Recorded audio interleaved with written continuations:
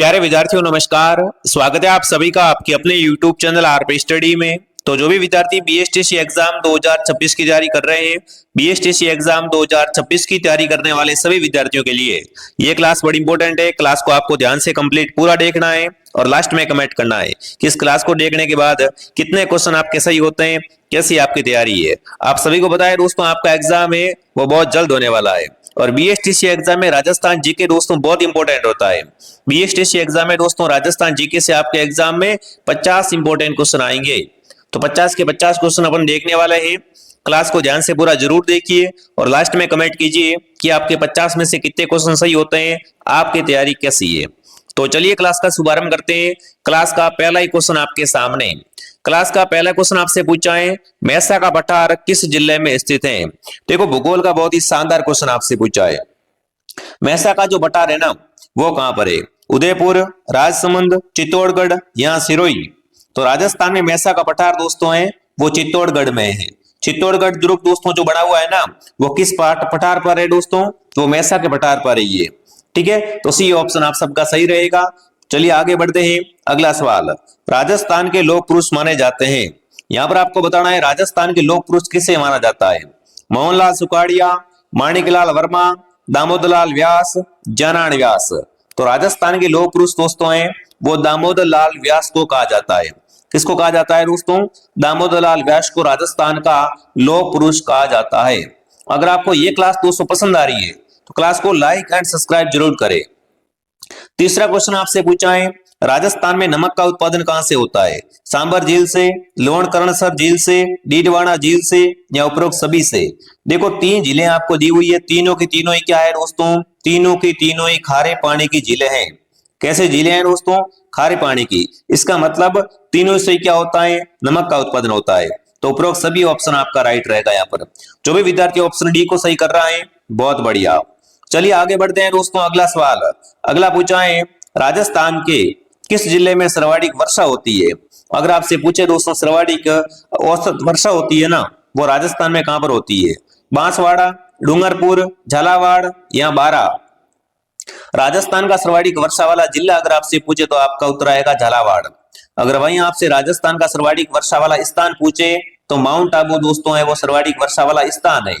But अगर आपसे जिला पूछ लेना तो झालावाड़ ऑप्शन आपका राइट है दोस्तों। झालावाड़ में सर्वाधिक संतरों का उत्पन्न होता है, इसलिए दोस्तों झालावाड़ को राजस्थान का नागपुर भी कहा जाता है। चलिए आगे बढ़ते हैं। यहाँ पर सी ऑप्शन एकदम राइट है। अगला सवाल पूछा है, राजस्थान मंत्री परिषद में मंत्रियों की अधिकतम संख्या कितनी हो सकती है? यहाँ पर दोस्तों राज्य व्यवस्था से बहुत ही बेहतरीन क्वेश्चन आपसे पूछा है कि राजस्थान के मंत्री परिषद में दोस्तों मंत्रियों की अधिकतम संख्या कितनी हो सकती है? 15, 20, 30 या 25। तो अधिकतम संख्या दोस्तों 30 है। 30 प्लस है वो नहीं हो सकती। ठीक है ना। जो भी विद्यार्थी ऑप्शन नंबर सी को सही कर रहा है बहुत बढ़िया। अगला सवाल दोस्तों, सिरोही जिला किस संभाग में है? देखो पहला ही बात तो संभाग से क्वेश्चन आएगा नहीं, आप बेफिक्र रहो तो इसको आप छोड़ सकते हो क्योंकि जो अपडेट जीके है ना वो आपके एग्जाम में बिल्कुल भी नहीं पूछा जाएगा, तो टेंशन मत लो। पहले अपने को पता है कि दोस्तों 50 जिले हुए थे, बट वर्तमान में 41 जिले हैं और 7 संभाग है। तो बेफिक्र होके जो मैं आपको पढ़ा रहा हूं वो पढ़ो, 100% वही एग्जाम में छपेगा। अगला सवाल आपसे पूछा है, राष्ट्रीय बीजीय मसाला अनुसंधान केंद्र कहां पर है? देखिए राष्ट्रीय बीजीय मसाला अनुसंधान केंद्र दोस्तों है वो तबीजी अजमेर में है। कहां पर है प्यारे विद्यार्थियों? तबीजी अजमेर में। चलिए आगे बढ़ते हैं। जवाहर सागर बांध किस जिले में स्थित है? बहुत बार प्रश्न आ चुका है एग्जाम में दोस्तों जवाहर सागर बांध के बारे में। तो जवाहर सागर बांध है वो कोटा बूंदी में है। कहां पर दोस्तों है?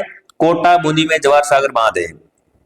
अगला सवाल आपके सामने, राजस्थान में थार पारकर गाय की उत्पत्ति स्थल है। मतलब राजस्थान में थार पारकर गाय की उत्पत्ति कहां से मानी जाती है? सुआलका नागौर, मालानी बाड़मेर, पुष्कर अजमेर, आबू सिरोही। तो राजस्थान में थार पारकर गाय की दोस्तों उत्पत्ति है वो कहां से मानी जाती है? मालानी बाड़मेर से मानी जाती है। कहां से मेरे साथियों? मालानी बाड़मेर से। जो भी विद्यार्थी ऑप्शन बी को सही कर रहा है बहुत बढ़िया। अगला सवाल दोस्तों आपके सामने, वनस्थलीय विद्यापीठ किस जिले में है? अब से दोस्तों बीएसटीसी का रेगुलर क्लास आपको मिलने वाली है। जो भी मेरे विद्यार्थी बीएसटीसी एग्जाम 2026 की तैयारी करना चाहते हैं सब्सक्राइब कर लो विद्यार्थियों। टाइम टू टाइम अब आपको कंटिन्यू क्लासें मिलेगी यहाँ पर। ठीक है, और वनस्थलीय विद्यापीठ की स्थापना दोस्तों है वो अपने कहां पर है दोस्तों? टोंक में। जो भी टोंक कमेंट कर रहा है टोंक ऑप्शन आपका राइट है। ठीक है दोस्तों, आगे बढ़ने से पहले जो भी विद्यार्थी बीएसटीसी एग्जाम 2026 की तैयारी कर रहा है दोस्तों, अगर आप घर बैठे बीएसटीसी क्रैक करना चाहते हो, घर के पास कॉलेज लेना चाहते हो और दोस्तों बीएसटीसी में 500 प्लस नंबर लाना चाहते हो, तो प्ले स्टोर से आरपी स्टडी ऐप को डाउनलोड कीजिए। इस ऐप के अंदर बीएसटीसी का संपूर्ण कोर्स आपको मिल जाएगा। फिर जो आपका एग्जाम में पेपर बनेगा ना, उसमें इस कोर्स से बाहर कुछ नहीं आएगा। ठीक है, तो मैं आप सबसे कहना चाहता हूं, जिसने भी बीएसटीसी का कोर्स परचेज नहीं किया है, बीएसटीसी को ऐसा ऐसा एग्जाम मत समझिए। कोर्स लेके बढ़िया तरीके से नोट्स बनाओ साथ में, और जो टेस्ट दिए वो टेस्ट दो, पुराने पेपरों को पढ़ो, सब कुछ आपको इस कोर्स के अंदर मिल जाएगा। इस कोर्स की प्राइस मात्र और मात्र 699 है दोस्तों, एक साल के लिए। तो जिसने भी इस कोर्स को दोस्तों ज्वाइन नहीं किया है, ऐप को डाउनलोड करें, कोर्स को ज्वाइन करें। अगर कोई कोर्स ज्वाइन करने में दिक्कत आ रही है, जैसे पेमेंट किसी और से करना है, पेमेंट भैया करेंगे, पिताजी करेंगे, तो देखो हेल्पलाइन नंबर है, इन हेल्पलाइन नंबर से कांटेक्ट कीजिए। ठीक है, बाकी ये जो कोर्स है वो बच्चे बच्चे के पास होना चाहिए। आगे बढ़ते हैं दोस्तों, अगला सवाल, अगला प्रश्न आपसे पूछा है, बड़ला सोलर पार्क कहां पर है? बहुत इंपॉर्टेंट क्वेश्चन आपसे पूछा साथियों। बड़ला सोलर पार्क है वो अपने फलोदी में है। कहां पर दोस्तों है? फलोदी में बड़ला सोलर पार्क। वर्तमान में रिको द्वारा विकसित किए गए औद्योगिक क्षेत्र है। देखो रिको क्या करता है दोस्तों? उद्योगों को क्या करता है दोस्तों? आर्थिक सहायता करता है। तो वर्तमान में रिको द्वारा विकसित किए गए क्षेत्र दोस्तों है वो 398 के लगभग आसपास है। ठीक है, अगला सवाल आपके सामने, राजस्थान को किस खनिज पर एकाधिकार प्राप्त है? मतलब आपको बताना है कि राजस्थान में ऐसा कौन सा खनिज है दोस्तों जो ओनली फॉर राजस्थान में निकलता है और उसको राजस्थान में क्या मिला हुआ है? एकाधिकार मिला हुआ है। तो वो है जस्ता। जस्ता पर दोस्तों राजस्थान को क्या मिला हुआ है? एकाधिकार मिला हुआ है। अगला सवाल आपके सामने पूछा है, रेलवे की छोटी लाइन नैरो गेज राजस्थान के किस जिले में स्थित है दोस्तों? नैरो गेज की अगर बात करें तो नैरो गेज राजस्थान के धौलपुर जिले से गुजरती है। कहां से गुजरती है दोस्तों? रेलवे की छोटी लाइन नैरो गेज राजस्थान के धौलपुर जिले से होकर गुजरती है। अगला सवाल आपके सामने, राजस्थान में मरु त्रिकोण का संबंध है। मरु त्रिकोण का संबंध दोस्तों किससे हो जाएगा? राज्य के मरु क्षेत्र से, ऊर्जा उत्पादन से, पर्यटन विकास से, जल की कमी वाले क्षेत्रों से। तो राजस्थान में मरु त्रिकोण का संबंध है वो पर्यटन के विकास से। किससे है दोस्तों? पर्यटन का विकास से। ऑप्शन सी आपका सही है। अगला पूछा, आयुष्मान भारत योजना का संबंध है। आयुष्मान भारत योजना, देखो नाम आ गया आयुष्मान। जब भी आयुष्मान नाम आता है दोस्तों, आयुष्मान का सीधा संबंध किससे हो जाएगा? स्वास्थ्य से हो जाएगा।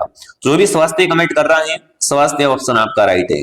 हर प्रश्न का उत्तर आपको कमेंट करना है और साथ में काउंट भी करना है, ताकि आपको मालूम पड़े कि आपके टोटल कितने क्वेश्चन सही होते हैं और आपकी तैयारी किस लेवल की है। अगला सवाल आपसे पूछा है, मुख्यमंत्री एकल नारी सम्मान पेंशन योजना की पात्र महिला है। मतलब मुख्यमंत्री एकल नारी पेंशन योजना किन किन महिलाओं को दी जाती है? विधवाओं को बिल्कुल दी जाती है, परित्यक्ता महिलाओं को भी दी जाती है और तलाकशुदा को भी दी जाती है। तो यहाँ पर क्या रहेगा? उपरोक्त सभी ऑप्शन आपका राइट रहेगा। जहां जहां पे आपको उपरोक्त सभी देखे वहां पर थोड़ा सा सोचना है, थोड़ा सा समझना है, फिर उसका उत्तर आपको भरना है। ठीक है, अगला सवाल, राजस्थान में सहकारिता का शुभारंभ कब हुआ? बहुत बार प्रश्न आ चुका है राजस्थान में सहकारिता का शुभारंभ के बारे में। तो राजस्थान में सहकारिता का शुभारंभ हुआ था 1904 में। कब? 1904 में। राजस्थान में 2011 में शिशु लिंगानुपात कितना था? देखो 2011 की जनगणना के अनुसार राजस्थान का शिशु लिंगानुपात दोस्तों बहुत बार आ चुका है, और इस बार अगर आ जाए तो क्या करना है आपको? बिल्कुल शिशु लिंगानुपात है वो बिल्कुल आपका 888 है, 888 याद रह जाएगा ना। 888 क्या है? राजस्थान का 2011 का शिशु लिंगानुपात है। चलिए आगे बढ़ते हैं दोस्तों, जार पीर के नाम से कौन से लोक देवता जाने जाते हैं? मतलब राजस्थान में जार पीर के नाम से कौन प्रसिद्ध है दोस्तों? तो जार पीर गोगा जी महाराज को कहते हैं। गोगा जी दोस्तों मोहम्मद गजनवी के समकालीन थे। बहुत बार प्रश्न आता है कि मोहम्मद गजनवी के समकालीन कौन से लोक देवता थे? तो गोगा जी दोस्तों थे। गोगा जी को जार पीर कहा जाता है। गोगा जी का जन्म अगर आपसे पूछे तो ददरेवा गांव चूरू में गोगा जी का जन्म हुआ था। ठीक है, चलिए आगे बढ़ते हैं। अगला सवाल आपके सामने, अलखिया संप्रदाय की स्थापना किसने की थी? देखो अगर बात करें अलखिया संप्रदाय के बारे में, तो अलखिया संप्रदाय की स्थापना स्वामी लालगिरी ने की थी। ठीक है, अगला सवाल, गणगौर त्योहार कितनी अवधि तक मनाया जाता है? गणगौर का त्योहार जो मनाया जाता है साथियों, वो कितनी अवधि तक मनाया जाता है? तो गणगौर चलता है 18 दिन। गणगौर कितने दिन दोस्तों चलता है? 18 डे चलता है। जो भी विद्यार्थी ऑप्शन नंबर सी को सही कर रहा है, सी ऑप्शन बिल्कुल आपका राइट है। ठीक है ना। अगर आपको ये क्लास दोस्तों पसंद आ रही है तो क्लास को लाइक एंड सब्सक्राइब जरूर करें, ताकि ऐसे ऐसी क्लासें कंटिन्यू मिलती रहे। ठीक है ना, लाइक करो, सब्सक्राइब करो और दोस्तों बेल आइकन को प्रेस कर दो, ताकि जब भी हमारी क्लास आएगी आपके पास सीधा नोटिफिकेशन आ जाएगा। देखो अजमेर जिले का कौन सा क्षेत्र कोड़ामार होली उत्सव है तो प्रसिद्ध है। मतलब कोड़ामार होली दोस्तों राजस्थान में भिनाई में मनाई जाती है, और ये भिनाई अपने कहां पर आता है, भिनाई आता है अजमेर में, ठीक है ना। तो ये ऑप्शन आपका सही है। अगला है कौन सा मेला वर्ष में 2 बार आयोजित होता है ना। ऐसा कौन सा मेला जो वर्ष में 2 बार पड़ता है। बाणगंगा मेला, महावीर जी मेला, केला देवी का मेला, करणी माता का मेला।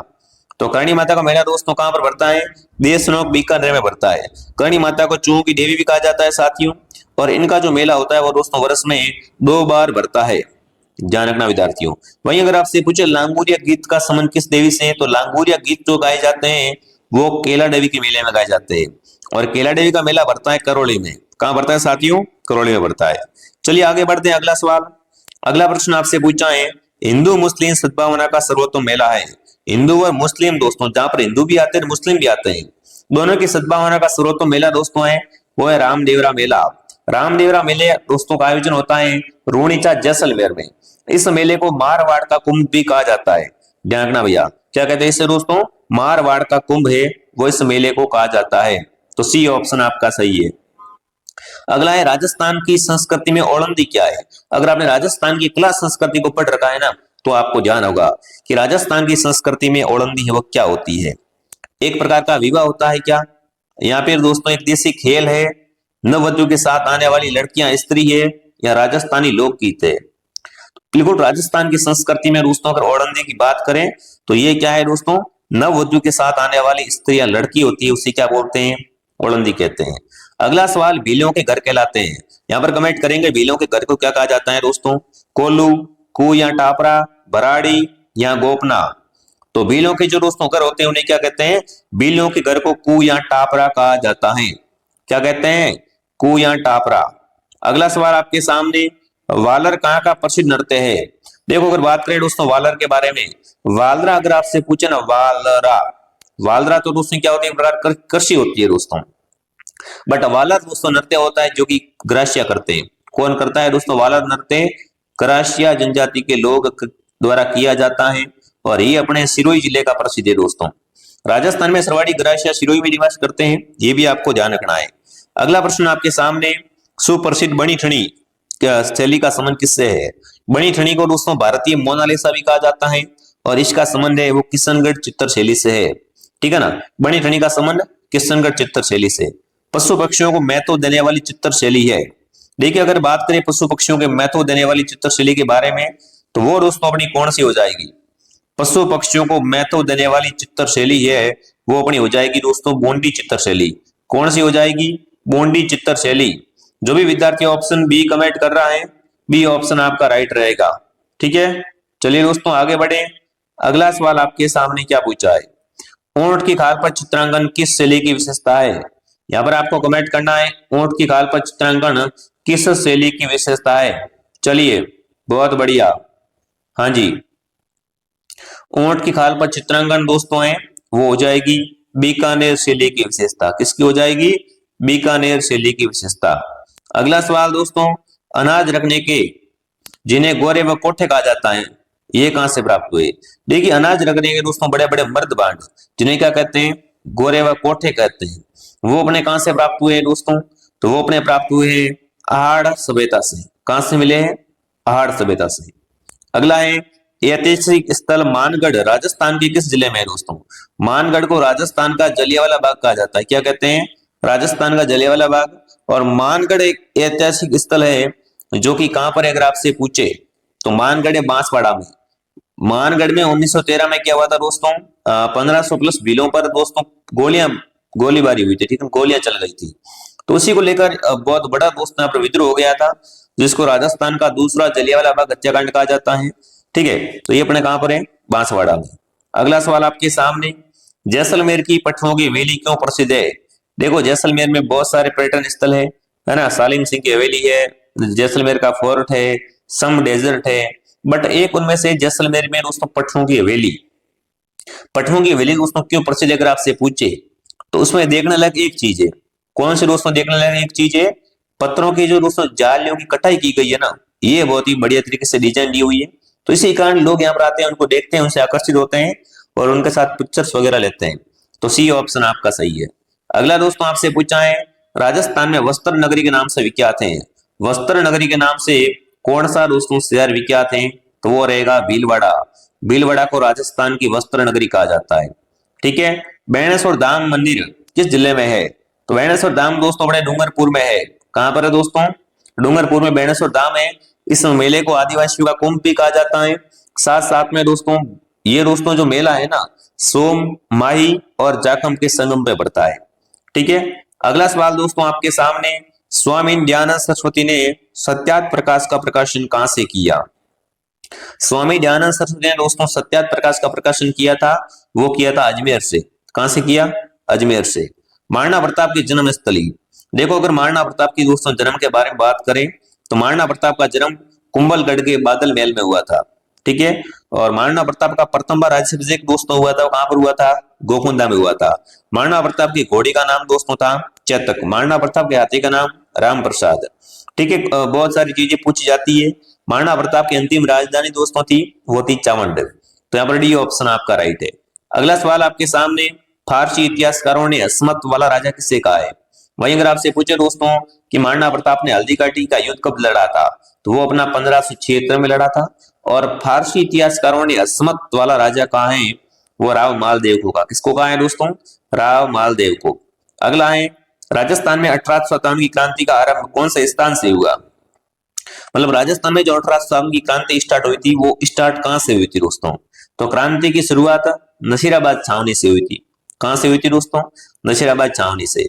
बेंगू ठिकाना निम्न में से किस जिले में था? देखो क्रांति के समय पूछिए अगर आपसे बेंगू ठिकाने के बारे में, तो बेंगू ठिकाना चित्तौड़गढ़ में था। ठीक है। अगला सवाल, हरिजन सेवा समिति की स्थापना किसने की थी? तो हरिजन सेवा समिति की स्थापना की थी भोगीलाल पंड्या ने। किसने की दोस्तों? भोगीलाल पांड्या। राजस्थान के एकीकरण का श्रेय दिया जाता है, राजस्थान के एकीकरण का श्रेय दोस्तों जाता है वो सरदार वल्लभ भाई पटेल को जाता है। सरदार पटेल की इस एकीकरण में बहुत इंपॉर्टेंट और महत्वपूर्ण भूमिका रही थी दोस्तों, इसलिए इनको इसका श्रेय देते हैं। सी ऑप्शन आपका सही है। अगला सवाल, राजस्थान के एकीकरण की प्रक्रिया में सर्वप्रथम गठित होने वाली इकाई, आप सबको जान रखना राजस्थान का एकीकरण 7 चरणों में हुआ है।